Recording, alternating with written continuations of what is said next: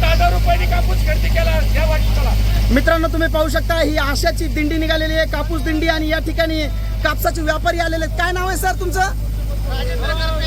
राजेंद्र भाऊ करपे.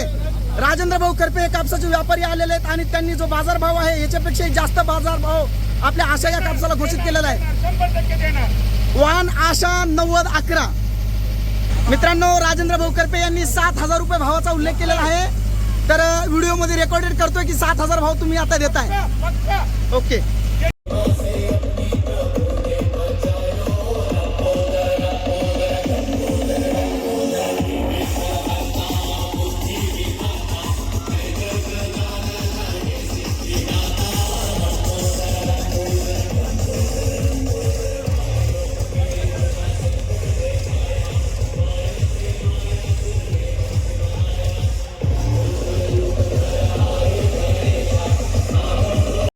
निघालेला आहे आणि त्याच कापसाची दिंडी आज आपण टाकळीमिया आणि देवळाली परिसरामध्ये सर्व शेतकऱ्यांना दाखवत आहोत. अतिशय चांगला कापूस, वेचायला सोपा, लांब धागा. शेतामध्ये आलोय त्यांच्यासाठी आपण अभिनंदन करतो, टाळ्या वाजवून स्वागत करू त्यांचं. त्याचबरोबर मुकुंद भाऊ यांच्या शेतामध्ये जवळपास 2.25 एकर कापूस आहे आणि आतापर्यंत मुकुंद भाऊ किती कापूस निघालाय?